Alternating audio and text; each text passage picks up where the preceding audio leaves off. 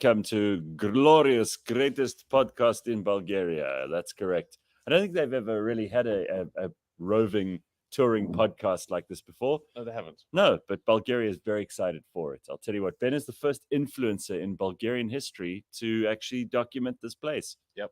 Pretty damned amazing. Good morning, everybody. Gareth Cliff Show live from, what is this place called? Pravits. In Bulgaria. It's about 40 minutes outside of Sofia. And we're doing the show live on the Real Network this morning. What can I tell you? Look how beautiful this is. Very nice mountain, very nice forest, very nice trees, very nice lake. All very, very gorgeous. Lots of oligarch come here on holiday. It really is like super special. That 40 minutes that it took us to get here, we drove through forests and ravines and valleys, and then this place just opens up like its own mini Switzerland or Italy. It really is. It's exceptional, and I think that, again, like so many other things that you see in the world, or you don't see until you go there, it's just like this undiscovered paradise. Yeah, it's magnificent. Can't tell you enough good things about it. And I wouldn't have said that if you'd asked me 3 days ago, like, what's Bulgaria like? And of course, Sofia is like many other cities, although it's a whole lot less touristy. Is the best way to put it. I've got a couple of pictures to show you just now, and I've been trying to upload them as we've kind of seen things. But wow, a lot has happened in 2 days. I mean, yeah. So when we left here on Monday, we decided to go for an exploration. We walked around for about 3-4 hours, and it's really incredible how there just were no tourists. I was the only guy with a camera. Yeah, and people were looking at you very suspiciously. And they were. They gave me a wide berth, but I was the only person. I mean, if you try to include people in Bulgaria in your picture, they kind of sidle off and try to get out of the camera's way. Well, that's because those bearded women are quite shy, Gareth. I think you can't be too general with your terms on that. But everything is clean. There's not a single smell of piss, no matter where you go, which has been it's incredible. And it's clean. The place is clean. People don't leave shit lying around. It's tidy. They have pride. It's really quite a civilized and sophisticated place in that respect. I would say there's probably, if you go into the country, there are more people on plow and that kind of thing. Yeah, which is really the case, but also so relaxed. There's not a single bit of aggression. You don't even hear the guys honking their horns in the cars.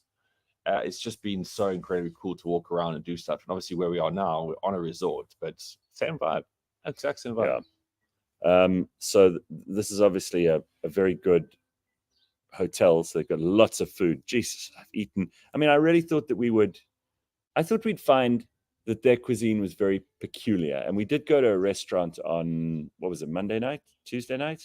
Monday night. It's a bit of a blur right now, but yeah. Monday night. This was something else.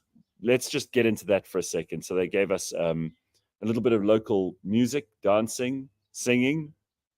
Well, first of all, it's in the mountains. So Sofia's in the middle of just 2 really huge hills. You could call them mountains, I guess. Yes. And they drive you up and up and up. You go into this forest, but the forest it's kind of like a friendly Blair Witch Project because it's very remote and untouched.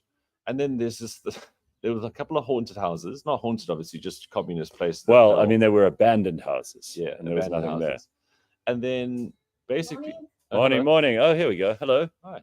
How are you? Fine, thanks. Very good. But open 7:30. That's fine. We're just doing a show here. Okay, no problem. There we go. Thank you. Very good. Rules is rules.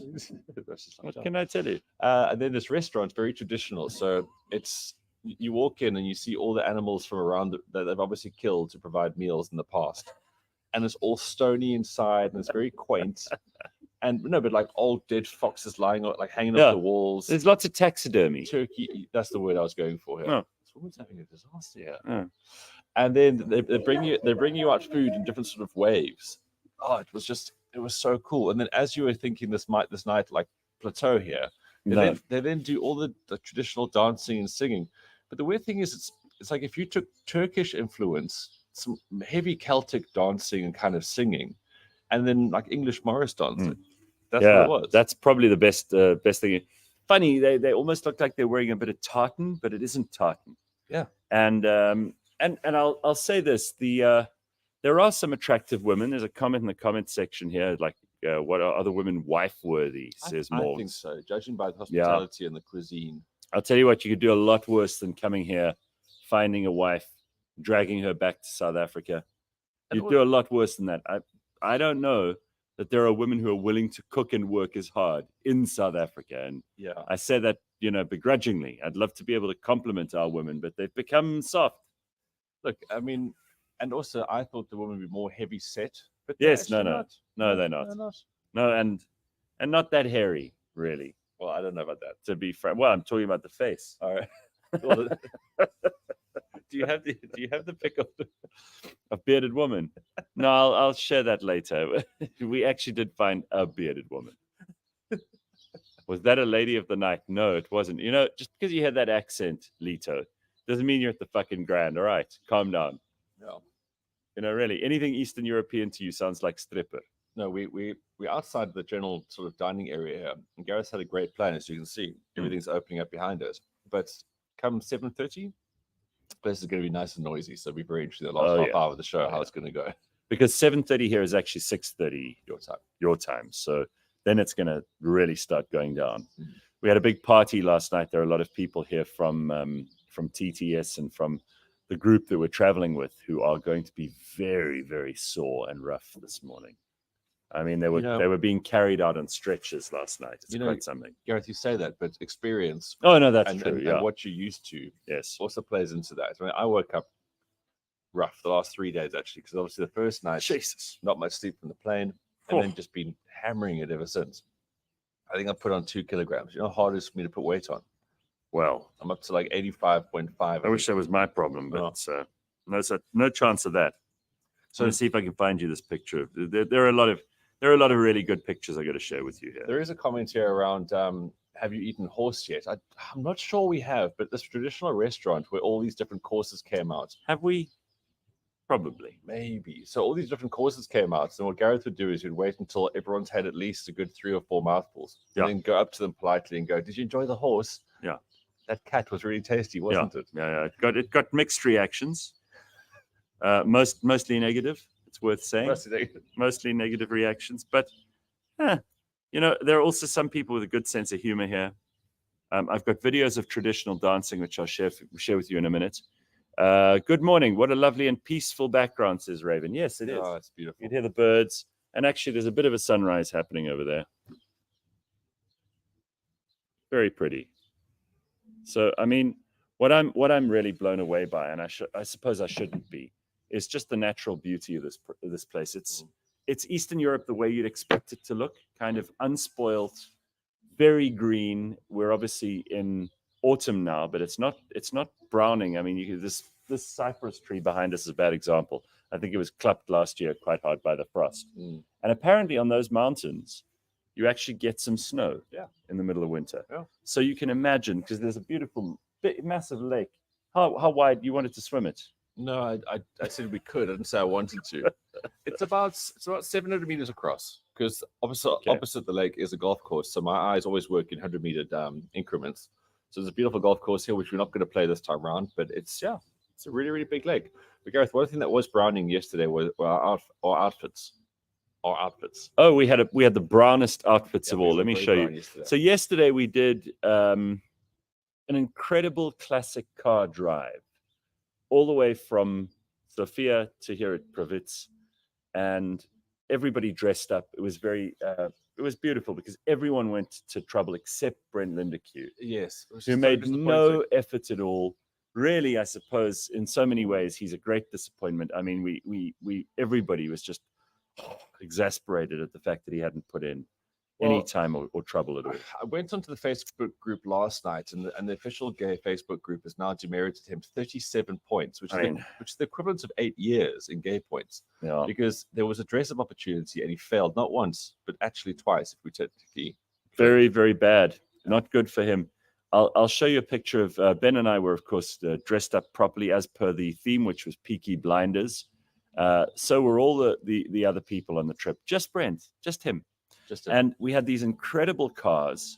I mean, just give us an idea of the range of cars. There were some very old-fashioned.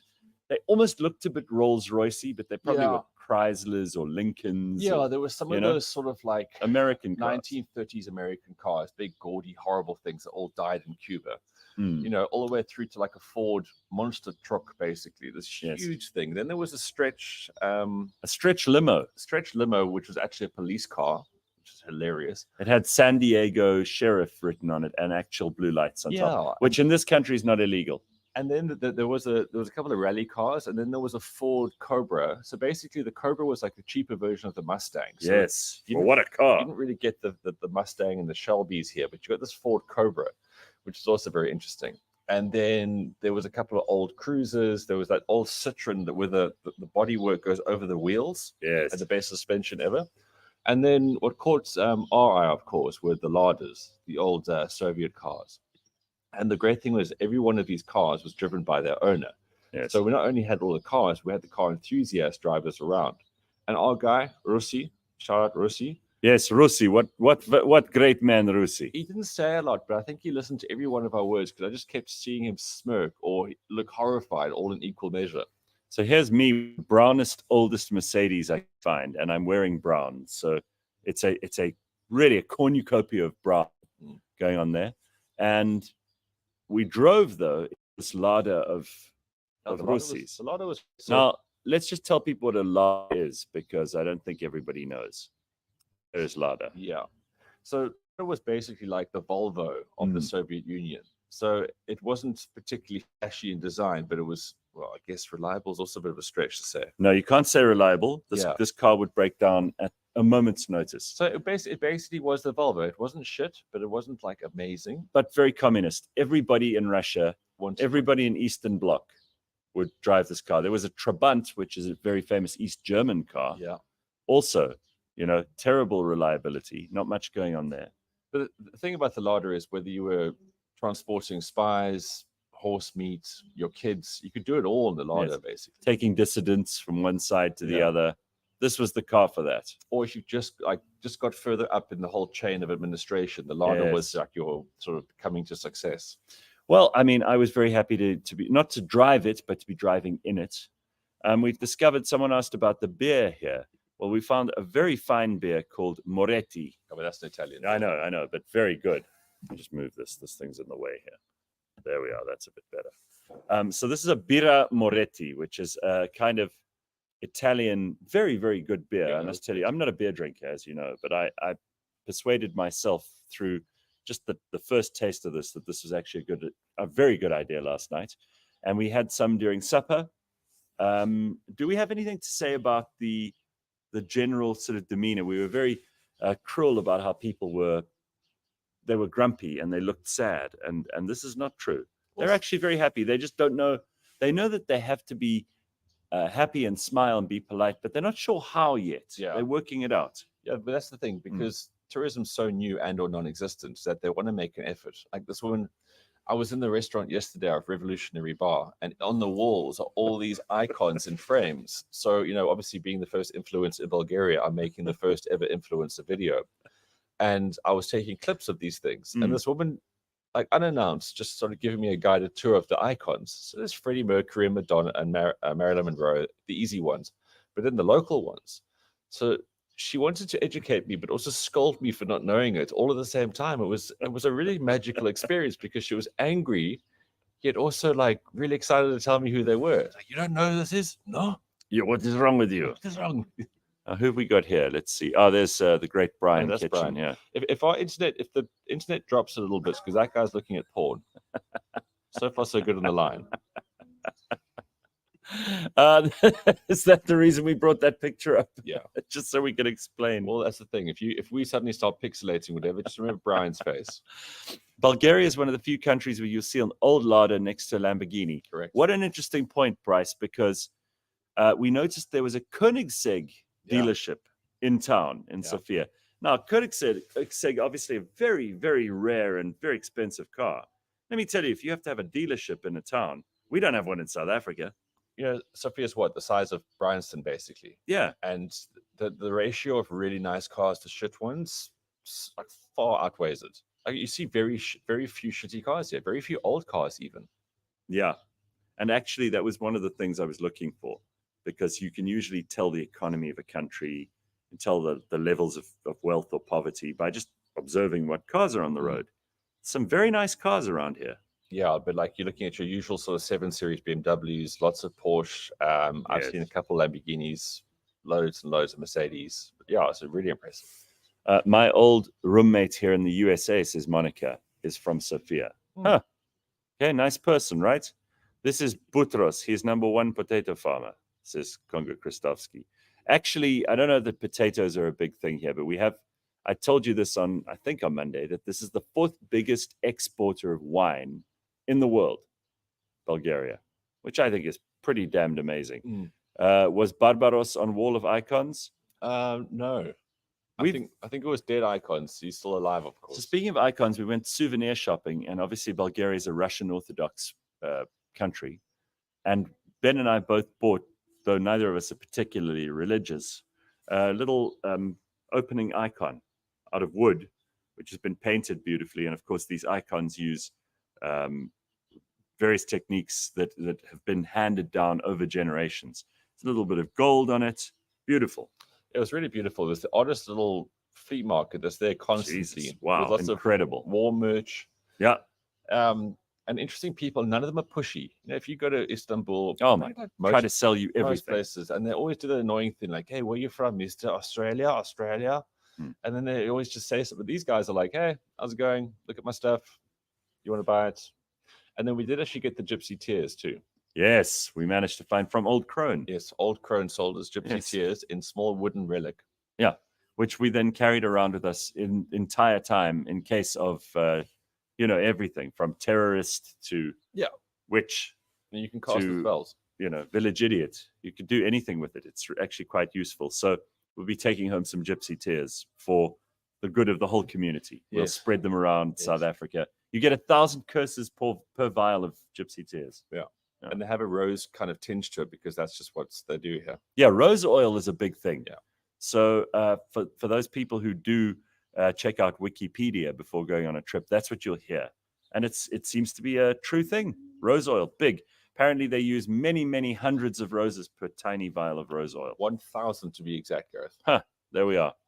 Do you think the lack of smiles is simply a relic of the communist era and an installed culture difficult to get rid of? Patrick, you're spot on. Communism hates happiness. So they tried to eradicate, but I can see the small bit of original Bulgarian happiness is still there. Yeah, pretty much. You just have to dig really deep. Pretty much. And as I say, like the staff are really nice. They're not overly pushy, but they seem friendly. Well, that one woman this morning. I don't think why you're here. Well, because we're the first influencers, guys. She has no idea. Yes, she didn't even know what to do. She didn't even know what to say. I did a little bit of history kind of research while I was here, or while I was in Sofia, because they've got ruins all over the city of Sofia, which used to be called Serdica under the Romans. We're talking about the 1st century AD, even 1st century BC. There was already stuff. In fact, if you go back 300 years before that, King Philip II of Macedon, who was Alexander the Great's father, he looted and almost razed to the ground ancient Serdica. So quite a lot of violence in that part of their history. Later on, Crassus, the member of the first triumvirate with Caesar and Ptolemy, he came along and again just captured many people who stood against him and then just executed them. Very violent, very aggressive. So these people are, the history is not all rainbows and unicorns. Let's be fair. Carlos says, my first visit to Sofia, you've been here more than once. My first visit to Sofia, I thanked the driver who collected me from the airport. His response, do not thank me for doing my job. Now, wouldn't it be great if we had more of that attitude in South Africa, huh? Wouldn't that be good? That's funny. Don't thank me for doing my job. This is what I do. So we had this amazing bus driver his name was Paco. Oh, I've got a picture of Paco somewhere as well. Paco at the time of his life the other day, because I'm guessing most tour groups there aren't any for a start. So they're safe it could be as rowdy as ours. And there was drinking here and there. Yes. And on the way home, we got Paco in one of those like Mercedes Sprinter van things. It was pretty late and we were singing and drinking, whatever. And he says, this is car. This is not bar. Yes. Very aggressive. So we thought, gosh, this guy's fucking curmudgeonly. But then he really softened. But the sort of low side of that softening was that when we were when we were dancing in the car, he started dancing too, which then saw him raise his arms. Mm-hmm. And boy, did he have some body odor. Oh yeah, quite a lot of that. Filled the cab. Yeah. But also You take the rough with the smooth. friendly demeanor. After all, wasn't all bad. Let me show you a couple of pictures here. I just want to gather these up. All right, so we got Paco. Let me find this for you quickly because Paco is something to see. Paco, not so much of the ribbon under the arms, but he was a really great guy. Yeah, that's a good point. Well put. And also, I would say that generally we've had very, very nice interactions with the local people. Like Ben says, not very pushy. Getting to grips with this idea of being, nice to tourists. I think we're about to be. Here comes We're about to be shut down now. All right, let's just see what's happening. This guy's about to go play golf though. Okay, hello. You play golf today? Hello. Very good. Yeah, not much to be said there, I'm afraid. Huh? Tried. Yeah, no, we definitely tried. All right, so let me find this picture of Paco. There he is, bottom left. Okay, just going to load this up here. And Ben, let's get into some sport while we're getting this going. Yeah, so obviously Champions League is back, and the exciting thing about that, of course, this year is there's this whole single league thing. So if you know Champions League in the past, you get everyone's in a bit of a group. Top two go through, and then the ones that kind of finish third, they go into the Europa thing, and then the other one just goes home and no one cares about. So that's different this time around. There's going to be 36 teams. There's a lot more games, but all this whole one thing. And then top 8 go through automatically to the round of 16. Then the next 24 fight it out. The next 16 fight it out for those last 8 places. So last night got off to a roaring start. Big scores, as you may expect, with some of these being mismatches. So Bayern Munich beat Dynamo Zagreb 9-2. Real Madrid had a good 3-1 result. Liverpool away to Milan, AC Milan. They won 3-1. So that was a really, really good start. You'll get matches again today, and you'll get matches again on Thursday. Here is, you going to bring Paco up now? No. Okay, I'll keep going. Look, there's our friend Jolene. Yeah, she'll be joining us momentarily. Wow. Yeah, so that will be today. I know Young Boys also had a bit of a shocker. They lost to Aston Villa. Juventus also with a 3-1 win. Today, we are looking at, what we've got here. We've got... So Arsenal play on Thursday, but today the big one is Man City versus Inter. So that Man City will be at home for that one. And then the Box also announced their team yesterday to take on the Argentinians. So as we've become accustomed to so far in this rugby championship, Rusty's been mixing it up a little bit for very good reasons, of course. This time round, Salman Murat, he's going to Murat from the front. He is captaining the team. Oxen Chair, Malcolm Marks, Thomas the Toy, a solid front row. With Murat will be Ruan Nokia, who's retained his spot. Marco van Standard comes in because Sia's not in the starting lineup. And then Jason Dixon will be playing the Peter Steph the Toy role, which is always quite hard to say because nobody can play it other than him. And then Jasper Visa will start at 8 and probably get more game time this time around.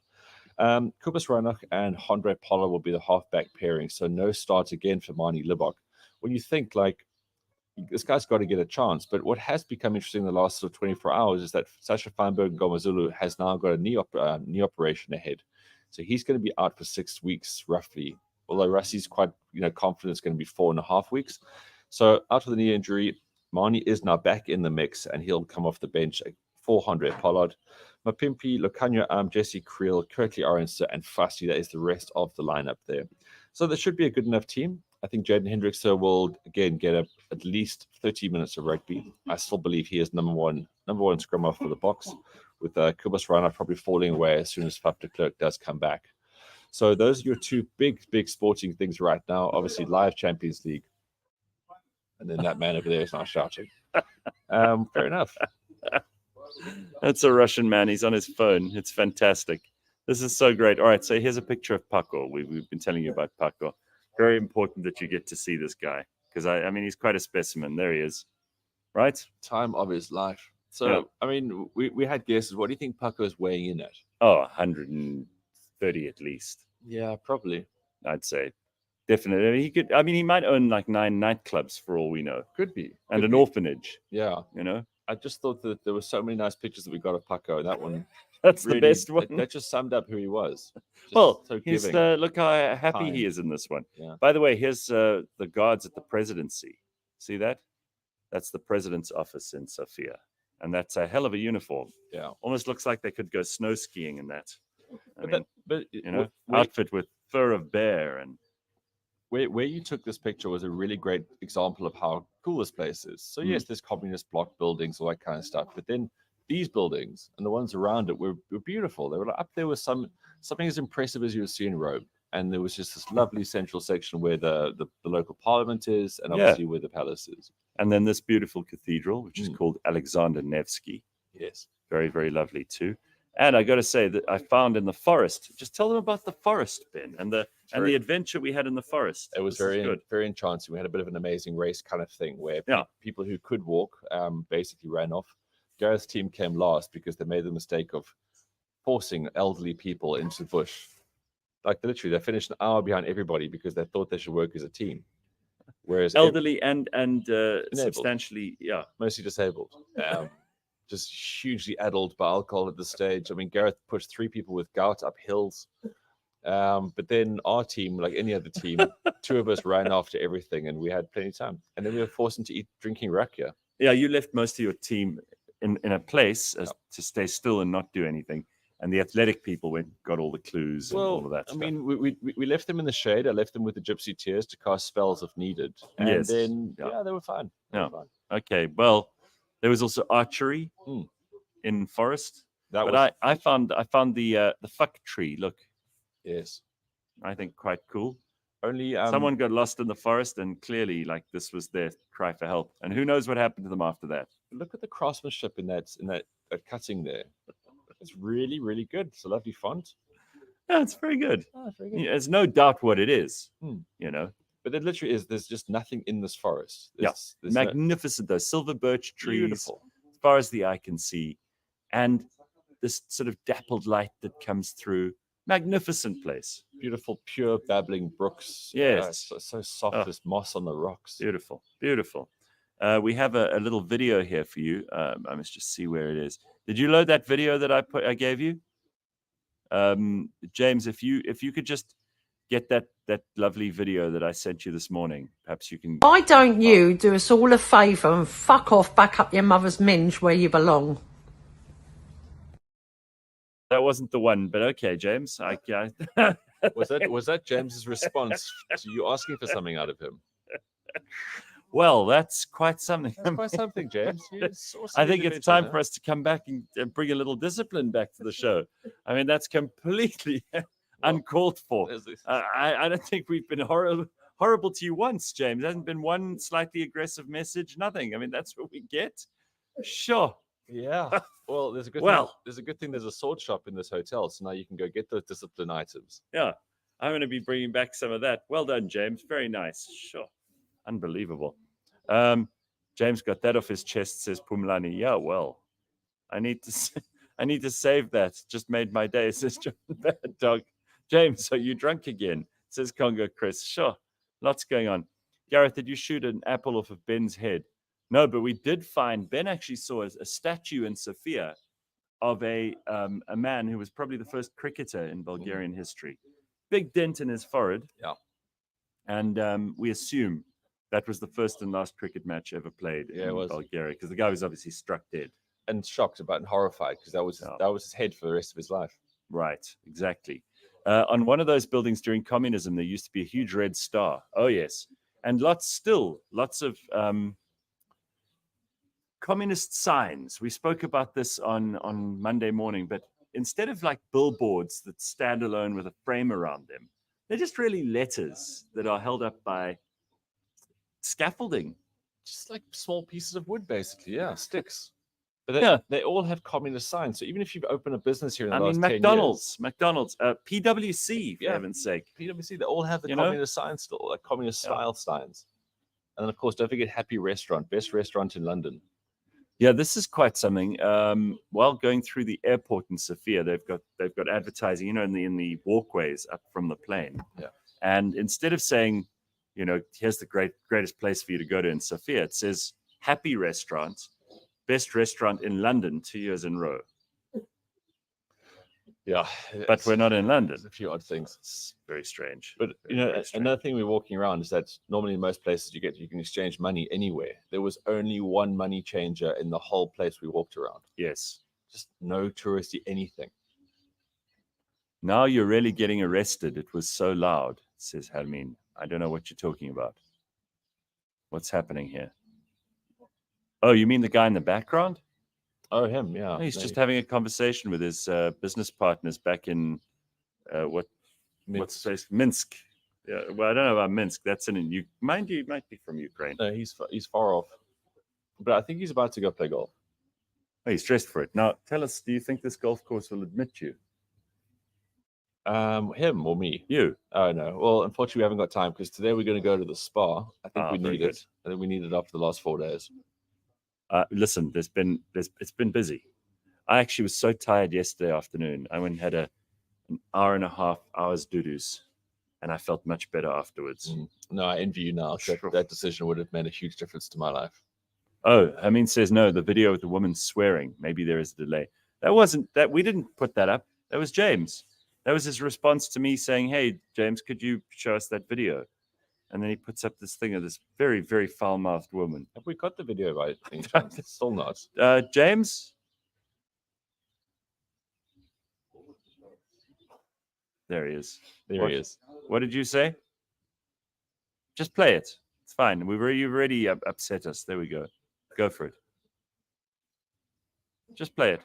Just press play. That was the video you sent me. Lies, James. Don't upset the people.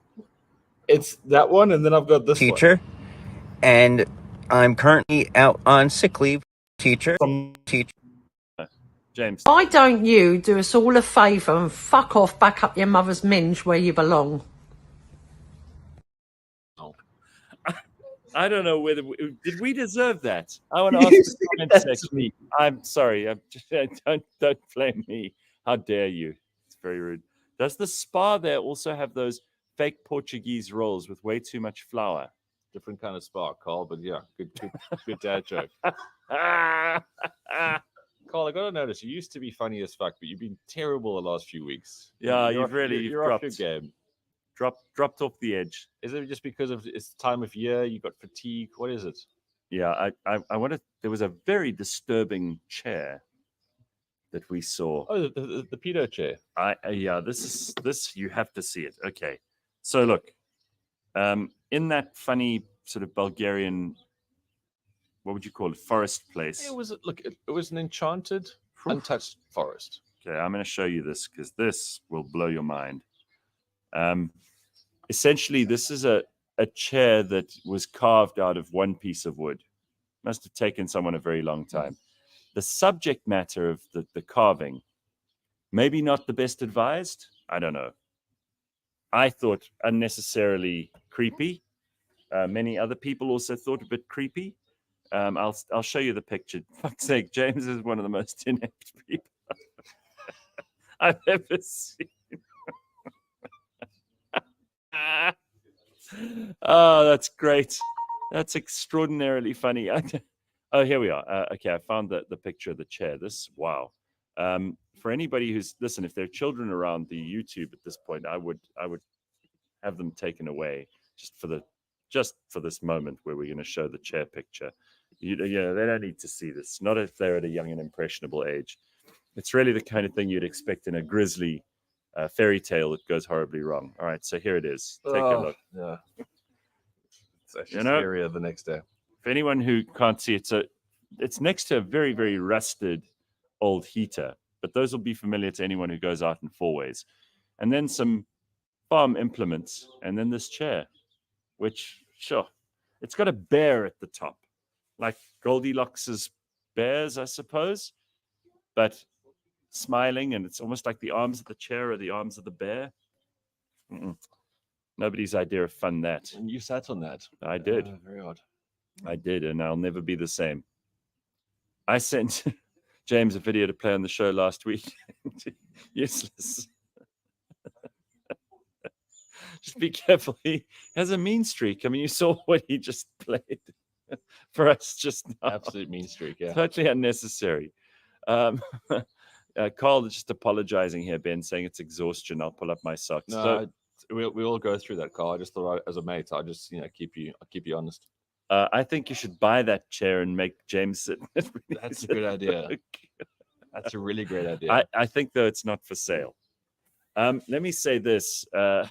We were talking to Brent Lindeque, of course, the good news guy, yesterday. He told us something interesting.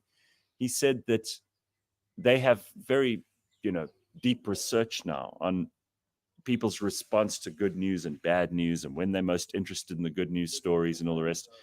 And he made a very good point. This is the 9th month of the year and people are tired. They may be in a very optimistic space because of the weather and spring coming along, but it's a tough time of year. People are exhausted. They haven't got a lot of energy lying around. They don't have spare time because they're trying to get as much done as possible before the end of the year. So although the weather is improving, people's demeanor may be down because they're just so damn busy and exhausted from a long year. And winter is exhausting for a lot of people, but you think all the things that distract us or take our time or our attention, it's draining. It's super, super draining. And it's still long enough till December where you feel like there is no end in sight. So it's a bit of it is. It's a bit of a doldrums period for a lot of people mentally. And if you feel bad, then just take a look at this comment from Bryce. I mean, how depressing is this? That he says here, Bulgaria used to be known for their dancing bears. And they used to treat these bears really badly and electrocute and drug them to make them... And then turn them into chairs. That was the final part of that story. Sweet Jesus. So unfair. That's horrific. Electrocute and drug them. Good Lord, Bryce. How do you know these things? Holy shit, that is very, very sad. Electrocute. But what would they have done that for if there was no clubs or entertainment during communism? Was that just there just for shits and giggles? was that their idea of a circus? Got to give me a minute. That's very disturbing to take that on board. Electrocute and drug. That's absolutely horrific. Just to make it dance. I mean, it's not dancing, it's avoiding electrocution. It's just... Please don't electrocute me again. Oh, it's horrible. That's very, very mean. Braai Day is perfectly placed with all the stress. We'll need a day off to braai and drink some Boxberg cappuccino. When is Heritage Day? 24th. So it's Okay. actually next Tuesday, which is a public holiday. So you have to come to work on Monday, but then you get Tuesday off. Oh, very good. Very stupid. As I've often said, when they put a public holiday on a Tuesday, Wednesday, or Thursday, always on Monday or Friday, if you have any brains. But this is our government. They don't have any brains. So I'm not surprised. I do think, though, it's a nice day for everybody to just take off and, think about heritage and all that shit. If you don't, just have a braai. So Arbad makes a good comment about Cocaine Bear. Wouldn't it be a great movie if Cocaine Bear 2 was like a vengeance kind of thing? Yeah. So Cocaine Bear would come to Bulgaria and he would rescue all the electrocuted bears and leave a trail of bodies in his way. That would be such a great movie. Infant male bears' testicles were also known to be eaten raw after they'd been hunted. Something about male fertility. Yeah, that's most people. Bulgarian muti. Well, this is why we carry the tears. Yeah, you never know where you need Tears them. of a gypsy. You have to have them with you. You just never know. I mean, you could be cursed by someone who's got bear testicles, and you need something strong to counteract that. Tears of gypsy, really, is that's all you need. At the end of communism, all the kids had for entertainment was the escalators in the first mall of Bulgaria. They were amazed by it going up and down and found it so much fun. We actually saw those escalators. Yeah, well, that was a theme park, basically. Yeah. One thing that I'm very, very interested in, and we never really got an answer for, in the subways, you go under the roads, Yeah. there are these passages, and also then they do have an underground, which is, it seems to be in good functioning order. Yeah. Again, everything clean, no smell of urine or anything. And ramps, now at unbelievable angles. I mean, these are for people in wheelchairs, but instead of having, kind of a gradual slope up or down into the subways, these things go up at an angle of, upwards of 70 degrees. Well, if you And if you were pushing someone in a wheelchair, finished. up there at 70 degrees. I mean, you would need Paco level of strength Paco level of strength. to push these people up. There would need to be no more than 40 kilograms for this thing to work out. You'd need to be very strong to push these people up and down. Obviously, even more dangerous because there'd be people at the bottom. Yeah, and they'd smash into them at great breakneck speed and cause enormous damage to limb. I just don't think this is a very good thing. That was not one of their best ideas. Even we in South Africa, where we honestly sometimes, that you see these people in rural areas, they put a log over a ravine to solve a problem. Very, very rudimentary problem solved in a rudimentary way. This is not good with these ramps. I'll tell you what. In saying that, have you seen anybody in a wheelchair here? No, because they don't let them live long. But that's exactly it. Because maybe the subway thing is so treacherous. It's like, well, we're trying to get in the train, but fuck, the thing was so steep. Now you're dead. It's a very sort of subtle way of just getting rid of the problem. All right. Well, there's lots of comments here about this. Carl says, Slippery Pickle says, you think work is tiring. I negotiated a car sale with an Indian guy yesterday. The only thing I trust that he said is that it's not stolen because the police validated that. So a lot of racism in that too. Hey, Slippery Pickle. Sure. I mean, he's being nice about the police. You guys should do a stream on the streets, like at a coffee shop, facing the people walking around. Yeah, I mean, like my face is so sore from like 3 days of just laughing. The two of us have just gone to various places, and the social commentary has been never ending. Like the jokes write themselves around here. I mean, not unlike because we've been laughing at things. It's just so much to take in, and it's so interesting and unique. And again, it's just there's nothing like this place. Being somewhere where there's not a lot of people and nothing's really happening, but yet everything's nice. It's just it's so unique. All right, so we have a bit of propaganda for you this morning. We always try to bring some of that in because we're in Bulgaria. So this is obviously a story that Take-A-Lot is seeding around in media in South Africa, and you can tell which media organizations are being paid because they will put this story front center. Take-A-Lot smashes Amazon South Africa in online popularity. Do they? Well, online popularity, sure, because they've been around for so long. But what is online popularity? Exactly. They could have had one poll. This is the type of non-story that people who don't know news will think is news. So Take-A-Lot has emerged as the most popular e-commerce platform when compared to Amazon South Africa. Amazon has only been in South Africa for 2 weeks? For months. Maybe. And most people think that they're in America, and maybe they've dealt with them for the last 15 years in America. I mean, Jeff Bezos is new to you? You never heard of this guy? Anyway, this is from data from Google Trends and SimilarWeb. Doesn't that sound dodgy? SimilarWeb. Now, next thing they'll be telling us SimilarWeb more popular than Google.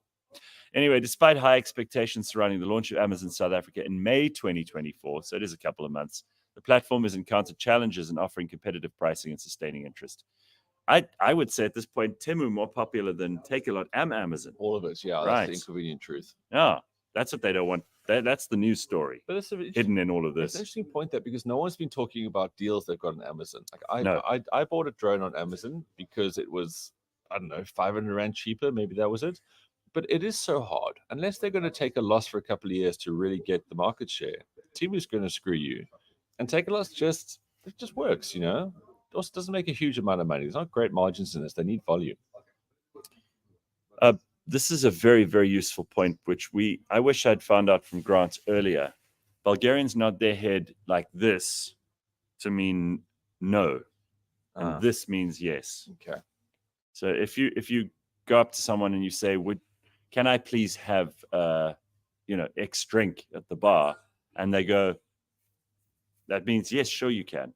This means no. It's completely counterintuitive. You've encountered this? No, that's odd. Yeah, that's very odd. So there's some useful local information that no one really knew until today. Great fucking thanks very much, Grant. Last day, it gives us this pearl of wisdom. I've been so confused everywhere I've gone. You've been hiding this information from us?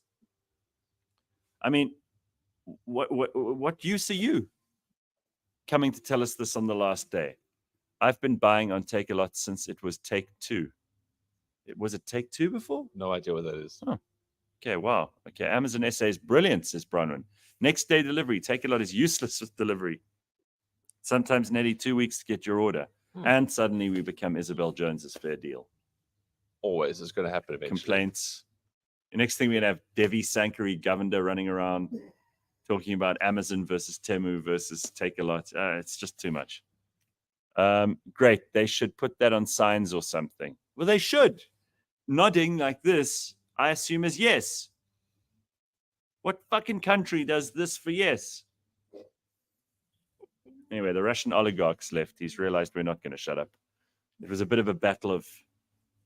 He thought, I will win. He kept talking louder and louder on his cell phone. Now he's gone. For Swimmin' Lake. Is that an ostrich? No, it's a sculpture. It does look like an ostrich. It looked like an ostrich. I'm telling you, I thought that Russian would come back with an ostrich. Anyway, Amazon made 2 mistakes, according to Carl. They entered South Africa with no big show, and there's no cool Amazon products. Yes. You just get Jacob's Coffee and Oros. But it almost looked like Take a Lot with a worse user Oros. interface. Yes. Because their website looks like shite. It looks like, what was the other one? Gumtree. Looks just a slightly better version of Gumtree. Oh, Bebop Williams saying, did you guys sleep last night? Why do we look that shit? I think I got 4 hours because last night there's actually a nightclub in this hotel. So Yes. you go into this main area, you go down, and it's a proper nightclub. And there was a disco theme, although the DJ was the only one who didn't know it was disco theme. Fuck, this like was horrific. It was one of the worst. It's like he was schizophrenic. He would be playing AC/DC, then he went into like mumble rap, then he would go disco for about 2 minutes, and then he would kill the ABBA with also like weird like R&B all over the draw. It was just literally he was. And then every hour he would just say non-coherent words. And I'd, hey guys, you are ready? Let's go. no, wouldn't it be? It would like, hey guys, you are, and he would just be a pause, and he would come back 2 minutes later, go, Great. Yeah, I actually noticed that. Grant says women can't be having a great time then if yes means no and all of that stuff. Well, again, I don't know if consent's such a big deal here. No, I mean, it's just banknotes. That solves everything. Yeah, really, that is it. Now, I'm very excited. In the next couple of minutes, we'll be talking to Jolene, who's here. How is that related? No, but she's here. She's sitting right here. We haven't paid Jolene to be here, if that's what you're saying, Ben. That's not her purpose here. But she is going to come and talk to us about a bunch of stuff. Her observations of Bulgaria. Yeah. I don't think she's ever been here before either. And Jolene has traveled a lot. Yeah. She's seen a lot of the world. So we're in a group of about 60 people all in all. And Jolene's definitely the most interesting person I've met in this whole trip. Yeah. And again, I'm not just saying it's because she's holding cutlery at me. It's just, we've had such a laugh. And, every now and again in big groups, you need people to actually call people out on bad behavior or lame behavior. I mean, Brad Lindeque last night, as we've already mentioned, and went to sleep early. And he went to sleep early. He went to sleep early too. You know, what is the point of taking someone along on a trip like this? You'll notice I'm dropping a lot of this because we've been in Bulgaria now such a long time. I no longer speak English way I used to. But if I was Brent, I wouldn't come to breakfast because Jolene is going to give him a dressing down for his performance. And rightly so. Rightly so. You need someone, and you also need someone in charge. Yes. You need someone who's got like the ability to assert authority over lame fucking people. Jolene's all of that. Yeah. So we'll get to Jolene just now. We'll also speak to some of the other people. We'll see who actually rises and shines. Because let me tell you, when we all decided, because Ben and Jolene and I left the party at the same time. It's like 1 o'clock. We all dropped each other off on the various floors that we were on.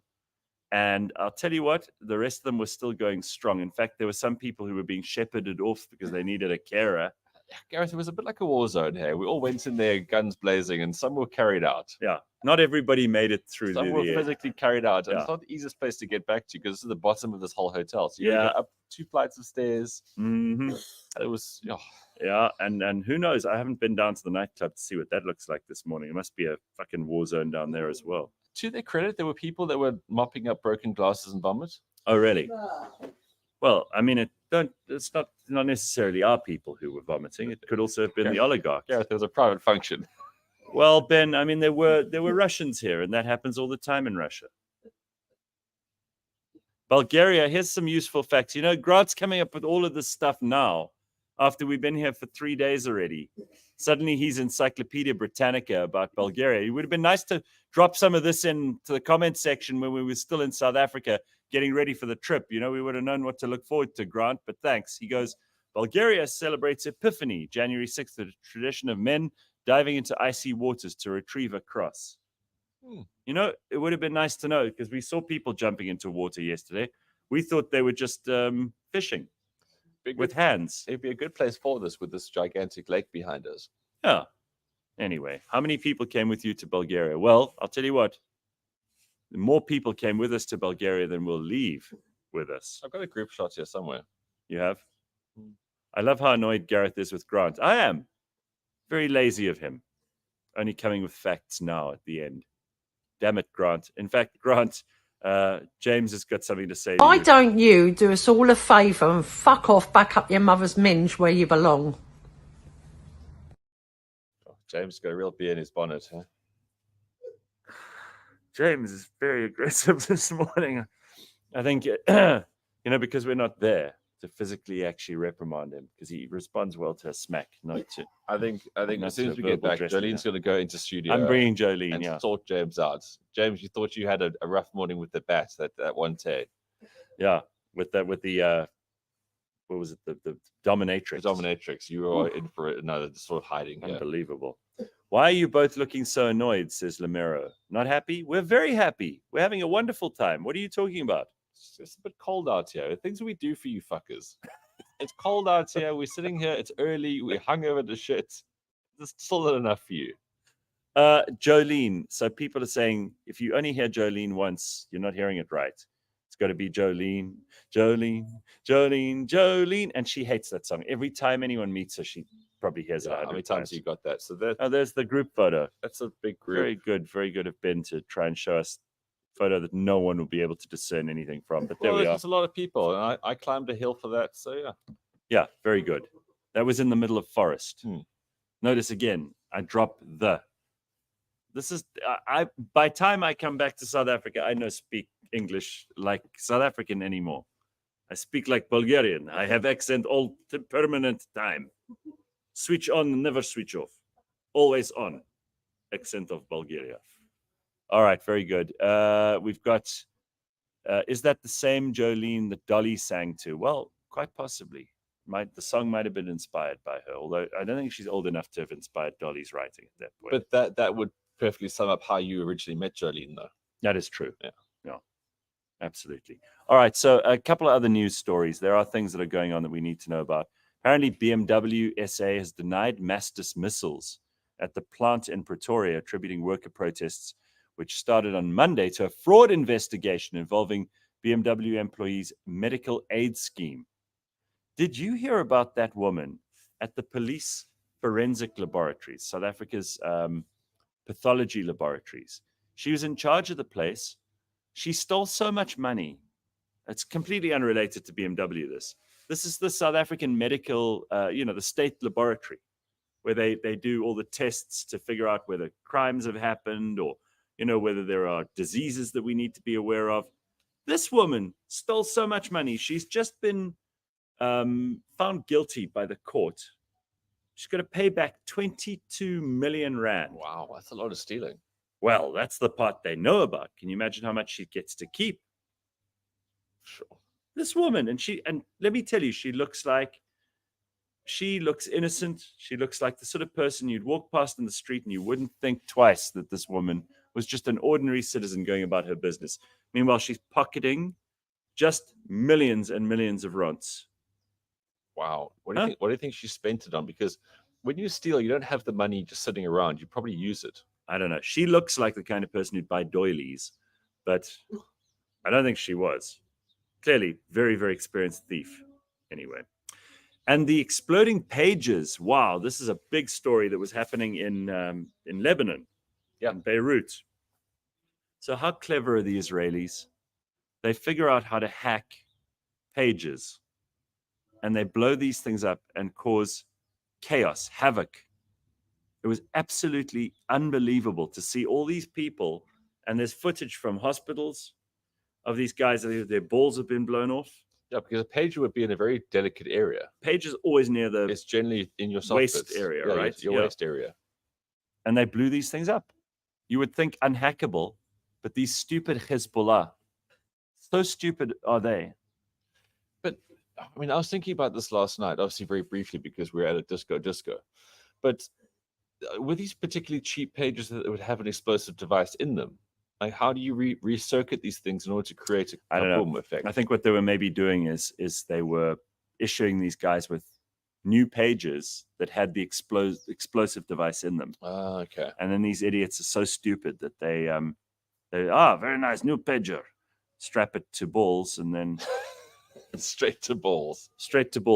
Reports are from 500 to 3,000 injured. Unbelievable. Wow. That's a lot. Well done to Israel on that one. Stupid terrorists. Unbelievable.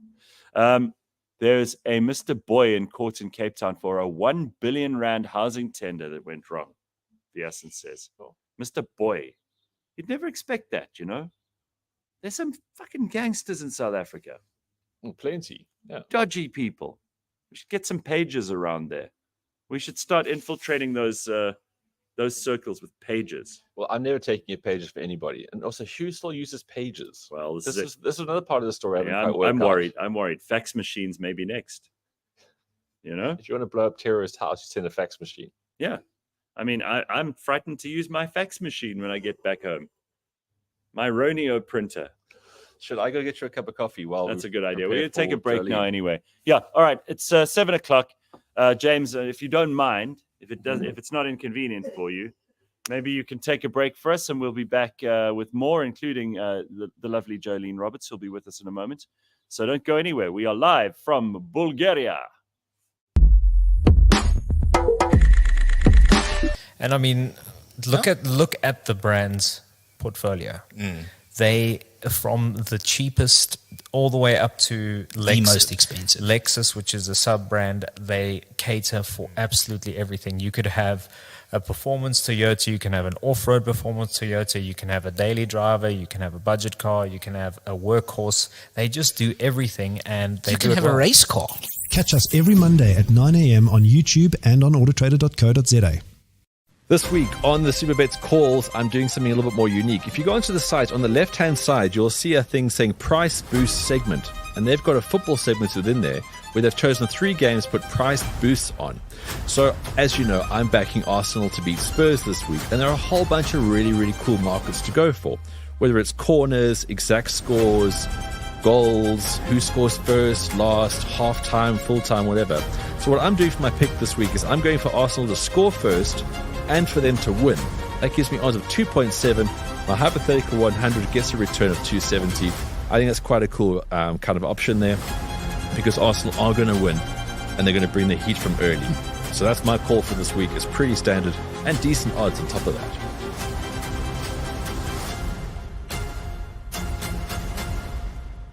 Let me land. I'm out to like, yo, man, this song has been doing the things on the socials. People are crying about it. It's being played in the clubs. We need to release it. Homie is known for being difficult when it comes to the admin of stuff or the release of songs. Is it really fair? Because sometimes I think what people do in their minds, they think because something is mine, my vocals are on it, my this, my that. You forget about the infrastructure that's into your thing going that far. Sure. And would you rather have 100% of nothing or 10% of a fortune?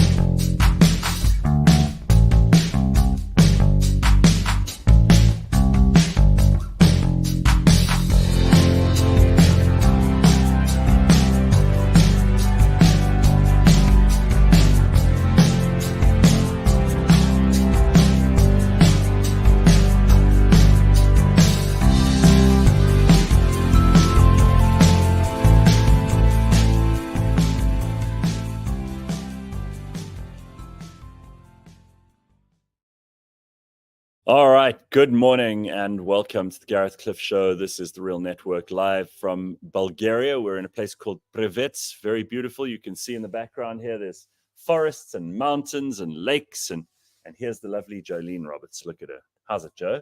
How's it, Gareth? You like her? Very good, thank you. I'm very pleased. You woke up. You're the only one who woke up this morning to come and do the show with us because all of the rest of them are sleeping off terrible hangovers. Useless hangovers. And I'll tell you what, this morning we're going to brandish some sticks and go into the rooms. We're going to find them. We're going to find them. What do you think of Bulgaria? Well, it's in a time warp, Yeah. I think. Where we are now is beautiful, but where we arrived was like we were stuck in this Eastern European Soviet. Felt weird, huh? Yeah, very. But very, I mean, this was never on your list of destinations. No. And I mentioned earlier when we started the show, and of course you've been on the show before. I think we've had Jonathan on, your boss. Yeah. And he told us about your business, which we could talk about in a second, and then the foundation.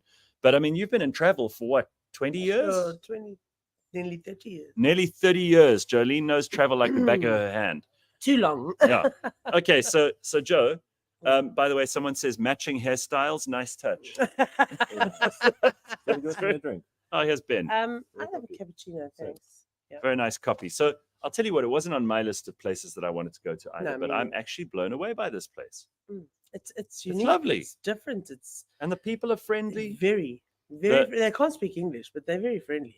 Well, yeah, and because they can't speak English, they sometimes look like they're cross.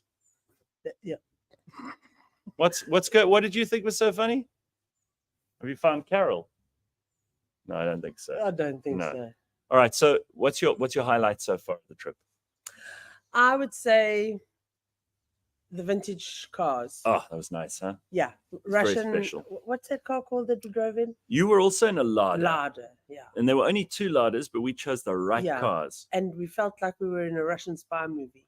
Well, I'm sure there was surveillance equipment in the boot of both of those cars. It was bolted in.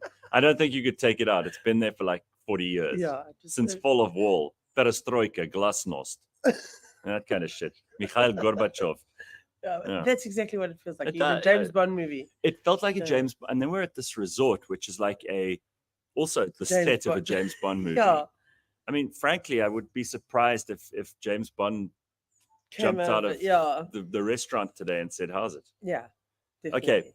Would you say that this is a place that South Africans should come to? I don't think it's a place that a tourist that hasn't traveled extensively should come to. In other words, that it's the kind of place that's off the beaten track. I think you've got to be quite an adventurous traveler to want to come here because you need to, and it's not a main European city, so there's not the sites, and it's not geared for tourists. I don't believe. So I would say if you're well traveled and you're looking for something different to do, or you into that type of thing, then this is the place. There's nothing wrong with the place. Lovely. Yeah, I was saying it's not geared for tourists. I was saying to Ben, it feels to me like travel must have felt in the early 1900s to people, because there wasn't a travel industry. People didn't even have holidays. When you traveled because you had to be there. When Thomas Cook, there was an actual Thomas Cook in the 1800s who started putting holiday packages together, and people never did it before then. We think since the dawn of time, humans have been going on holiday. Holiday is a new concept for humanity. We've only been doing this for like 100 years. And I think that this place feels to me like an undiscovered gem that people would only have figured out much, much later. And the people in this country are genuinely like surprised when they see a tourist. Yeah. They're not going around in groups. Like if you're in Paris, for example, you can't avoid the tourists. Yeah, we talk about absolutely. over-tourism. Totally over-tourism. In places like Paris, you're not. What the hell is that? The Birch's muesli. You want one? No, thank you. Need fruit? That looks terrible. Thanks. That looks like birdseed. Honey. No, this is fine. Thanks. Ben's eating birdseed, everybody, just so that you know. Birdseed. Birdseed. Carol's going to show up wandering around in the background, says someone. Do you know her? Because that's quite possible. Yeah, very possible. Okay, so what out of Leopard all the crawling, more like showing up. Yeah, exactly. Out of all the places that you have been and all the tours that you've organized, the corporate travel that you've organized, the individuals that you've looked after over all these years, your clients, Like, what are your favorite ones to put into play, and which ones are the ones that you've actually created something special where you didn't expect it to happen? Like, I think this place is pretty special, and I wouldn't have expected that. I would say probably a special destination for me to have been to. So let me just turn that around a little bit. Not that I've organized, that I've actually physically been on. Yeah. Would have to be the Skeleton Coast in Namibia. Oh. And I've always loved Namibia, but that is just something else. I'm not somebody that enjoys big cities, and I quite like places like this. So I'd have to say the Skeleton Coast, and one other trip that Morna actually sent me on because he didn't want to go. Oh yeah. Or couldn't go. It was a couple of years back. Good couple of years back. Was to Nepal, to the Himalayas. Oh wow. Yeah, and we flew up and did a scenic flight around Everest, and yeah. That must have been exceptional. Yeah, that was exceptional. So I've done some really exceptional trips because I choose those type of trips.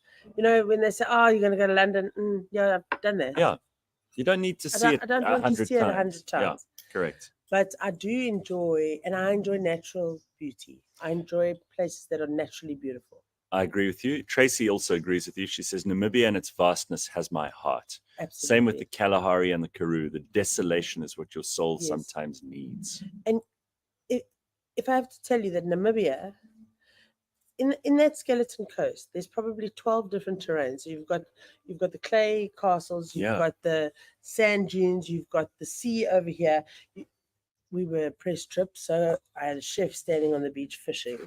Okay, nice. So as we came down the Skeleton Coast, in the whale bones, it is what it is. Eh? Yeah. And the loneliest grave standing there, you're walking along and here's this man cooking your fish. It doesn't really happen like that, but we pretend. And we had the best fish I've ever eaten in my life. I saw desert lion, I saw desert elephant. It was spectacular. And it was not very far from here. Well, from here it is. You didn't have to be on a plane for it. Now this brings Africa's got beautiful places. This brings me to what I love asking anybody who's in travel, and we talk to Achi all the time. Oh yes. And we've spoken to a lot of the people at Tourvest, and now I mean I've got to ask you, because again you're experienced in this regard. Like, what are your hacks for getting over like long flights, those transfers? You must have learned some tricks along the way, especially about planes. Yes. So take Rehydrate with you. Okay. Don't drink on the plane. Don't drink on the plane. Did you hear that? No, that's useful because people do. They get on there and then they start puzzing, and it I promise you, dries them out. Your holiday. Yeah. I'm not saying don't have anything to drink, but one drink is enough. Make sure you stay hydrated. Yeah. Is a big one, and sleep as much as you can on an aircraft. It's difficult in economy, you know. It is. I'm a big person, and I just take a sleeping pill. Really? Yeah. At the start? I get on the plane. I look at the movies. Generally, there's nothing really much to watch. Turn around, take a pill, go to sleep, and there we go. Wake up where you need to be. I mean, you can't be squishing around in the chair. No. So much easier. Just take a tablet and go to sleep. Wake up in where you are, and away you go. I love it. So that is useful info. And if anybody has any doubts about these things, what is this you brought us, Ben? Lime silver Herbal infusion. Yeah. Was this tea? Oh. It is. I mean, I'm not a shifty guy, but I always steal tea. The one thing I always take at silver hotels. lime blossom tea. Look at great. this. And he's stolen it.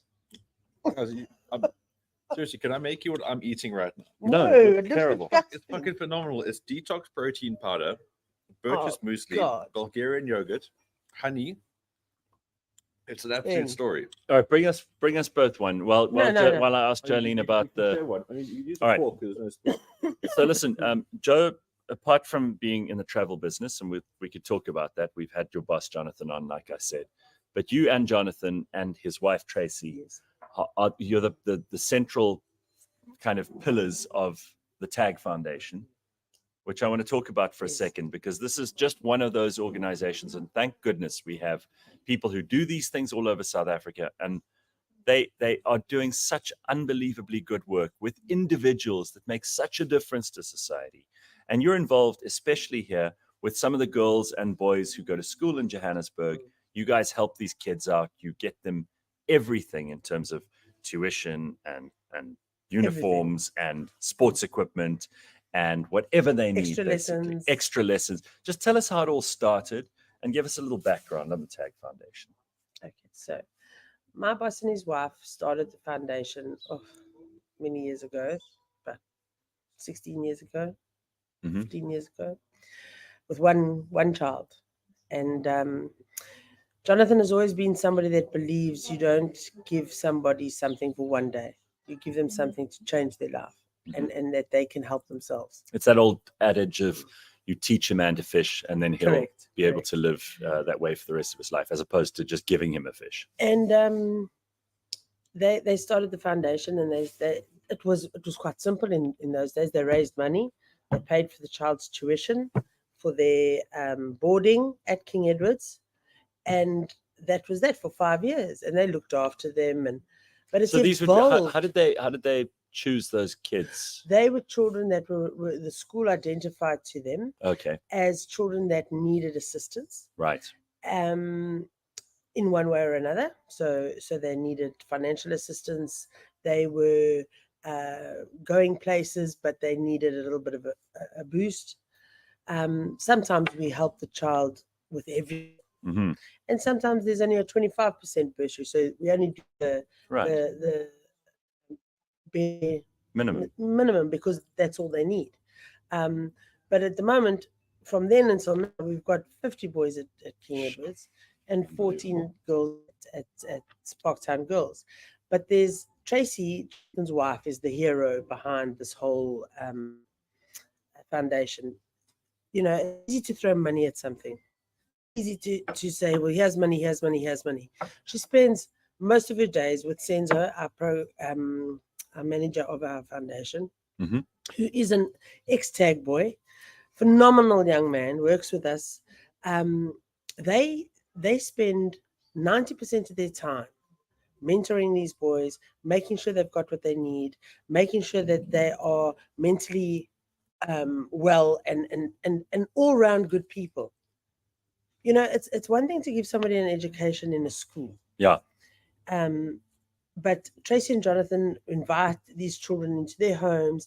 They take them into social environments. They teach them how to be. It's those soft skills, right? Skills. Like so many people are focused on a degree or on a school qualification or experience in the workplace. No, it's just life experience. The thing that I think trips up a lot of South Africans, particularly if they do come from disadvantaged backgrounds, is that they find themselves at a very smart dinner one night with really important people. And they're not sure what cutlery to use, or they're feeling inferior because they're not They're not used to that. Now, Jonathan and Tracy make sure that these young gentlemen and ladies are well equipped to do this. It is something that we are all very passionate about.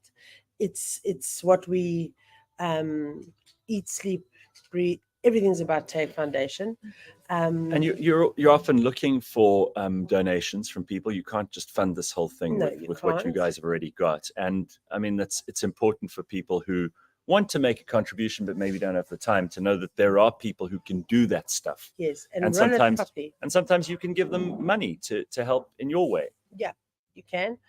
We have an annual function every year. It's actually happening on the 17th of October this year, and that's our main fundraiser. And people can buy tickets for that. You can buy tickets to it. You can buy a table to it. Right. It's on Facebook. It's on Instagram. Cool. And by the way, we'll share all of that info in the description. James, if you don't mind, we don't want to. We don't want you like make you angry. Yeah, we don't want to get you cross or anything. But if you can, we'll share that information. Yeah. I'll get it from Jolene, and you can put it on the. And it's important that you give back. Yes, there are tax deductions for the donations that you give, for the big donations. But it's more than that. It's knowing that the money that you are giving, physically, every cent of that money goes to those children, because none of us get paid to do what we do. It's not like these NGOs where most of Yes. it goes to staff costs. Yeah. No. Yeah. There's no staff costs. That's lovely. It's It's And quite you an amazing service. get hands-on involved too. I mean, Yes, Jolene is enjoy it. literally driving around buying soccer boots and all this Helping kind of stuff. Stenzo Yeah, get what he needs. yeah. No, I think it's So, amazing yeah, what you it's guys fun. do, and I'm so pleased that we got to meet you on this trip again, because I've been on one or two with you now Yes. before. But I actually met Jolene 22 God. years ago or something, Long time ago. and she did sing a Dolly Parton song. Yes, I did. Yeah, you did. You had the wig, Islands in the stream. the wig, wasn't the it? big tits, everything. Ben has brought us this. This looks That looks disgusting. I haven't seen revolting. that. You eat that. Look at this. I think Ben is weird. It's not horrible. Doesn't look It lovely doesn't- either. No, it's not great. Your face is Last telling me a night- story. Last night he had something called spinach cake, and we convinced someone at our table that there was pork cake. God. What about the liver? No, but when you're in a rice foreign sandwich? country, right, you can convince people anything Mm. is going on, because they'll think, oh, well, it's local custom. Maybe they do. So there was this cake. It looked like it had a sort of gelatin thing with biscuits in it and all the rest. But I told this one girl who was at our table, I said, you want some pork cake? And she went, ugh, pork cake? Is it really? I said, yeah, you see, this is the rind. No, man. This is the pork rind. And then this is the, that stuff that if you leave meat in a And it goes that baking tray, fatty. and it goes that fatty. Yeah, I it's said, yeah, it's a terrible. bit greasy, but it's nice. She was convinced it was a pork cake. Now listen, there's someone here who wants to fight with you, who said you've given horrible advice. Kongo Kristofsky says that idea of yours that you shouldn't drink on the plane. He said, bullshit. I recommend at least 2 Bloody Marys. It prevents the airplane constipation. Oh, well, you've got problems. Big problems. Yeah. Carl DeSantos agrees with you. London is one of the most overrated places on earth. Fucking fish and chips, and I can get better at my local Pora Cafe down the road in the That's it. south. That's it. There we go. All right. Don't talk to Jolene about the south. She reckons Benoni could take the Oh, south. flat out. Yeah, you and Brent Lindeque were actually having an argument about this Yes, we yesterday. He were. reckons that the south will win. They'll take Yes. over And I Benoni. said, there's no way. No. No way. No, Benoni's fucking hard. Oh, we hardcore. Yeah. Ben put gypsy tears in this, possibly. It looks like bird shit, not bird food. It actually It does does look like look like bird bird shit. shit. Yeah. It looks like Adidas shit. I think I'm gonna just leave it over here. I think I you don't should think I leave it. want. I don't any more think of that looks very nice. Mm. No, all right. And then just to wrap it up, have you found anyone else from our group here this morning? Is there anyone else who's awake? I don't think so. Who is? Let me just go and see. I Well, think here comes Ben. if you so can we'll scout, bring him back, you and scout, I'll go and find us somebody and else. just blick somebody if they know. Bye, around. everybody. Thanks, Joe. Lovely to see you. Thank you. All right, there's Jolene, everybody. She's Ben just hopped over the. By the way, this is disgusting. It's amazing. Uh-uh. There's so much good stuff in there. It's all you need in your life. Listen, Carla says that the show has gone to shit because most of the content is what Ben is eating and his swallowing sounds. Bullshit, color. It's cold all of a sudden here. I just went down to the lake. It's extra cold. Okay. Apparently, this is interesting. There are people talking about what you should have on the plane to not get airplane constipation. Do you know about this? I haven't ever had airplane constipation, but I also haven't had airplane runs. I did have a very steely moment on the plane. I was sitting there on, when was it? Saturday? When did we fly? We flew out Saturday. Saturday. On the flight from Johannesburg to Doha, I suddenly thought the most terrible thing that could happen to anyone on a flight like that, about 8 hours, is to shit yourself at the beginning of the flight and then to have to sit there for 8 hours. Like, where do you go with that? Because you can't just go somewhere and then what do you do with the clothing? Very bad. Very bad. Oh. I mean, you don't, and who carries around extra underpants and, But that's the thing. You've really got to prepare yourself as an adult for such things, knowing you're in a confined space with other adults. It's a bit like farting in nightclubs. You get people who do that thinking that it's anonymous. Well, there was one guy who was doing that on Monday night at Yeah. the bar. I mean, I'm glad you brought it up, Gareth, because it was a sore moment for me. You know, you go out, try and have a bit of fun, and because it's noisy, people will be quite like anonymous as they fart, but don't ever do that. No, I think it's extremely rude. I think that, people who do that are antisocial psychopaths. this guy was standing there, and I mean, he was just opening his lunchbox the whole time. Yeah. Completely uncalled for. And not even, I don't think he was even aware because he was drinking. And I think his radar was just off. Yeah, that was a shame. It wasn't one of the final moments. So I took a bit of a walk down to the lake. This place has an giant, it's like almost an Olympic-sized pool indoor down there. That's right. And the sword shop, I looked at it from another area now. Yeah. It's like Game of Thrones in there. They haven't opened it up yet. No, not yet. As soon as they listen, I'm coming back with swords. I've decided. I've already got some at home. I'm going to need to come back with a box of those. But it's such a nice. I don't care if I spend all my money. It's such a nice hotel, and you think gift shops are going to have scarves or shirts or some sort of tech, but here it's just literally all the swords from Game of Thrones are being thrown into one room, and that is their gift shop here. It's phenomenal, and you can imagine that there are not a lot of hotels that have a sword shop in them. I mean, this isn't medieval Europe in the 1300s, but it is Bulgaria. Yeah, it's very, very good. Apparently, so somebody says here that if you are on a plane, it's Congo. Chris says if you are on a plane and something terrible like that happens, you flush the end of. You can't flush that stuff on a plane. I don't think it'll go down that. You think it would? If that doesn't work, okay, and your soiled jocks now get stuck in the so now that's even more embarrassing. So now nobody can use the toilet. That's terrible. And business class will not welcome you in. No, I'm telling you, then you're screwed. So apparently, listen to this. Instagram has announced new teen accounts with enhanced privacy settings for users aged 13 to 15 in the US, UK, Canada, and Australia. These settings will be turned on by default, making their content unviewable to non-followers, pedos, and requiring approval for new followers. So parents can supervise their child's account, but they won't be able to view their message content. Wow, I wonder why that is. That's a flaw, potentially. The system relies on user honesty about their age. Well, that's where it's going to fall apart because teenagers lie. Yeah. They just lie. That's all they do. I mean, I admire Instagram trying to do something about this because I think it is a big problem. I think it's probably a bigger problem on TikTok or on X, but at least they're trying.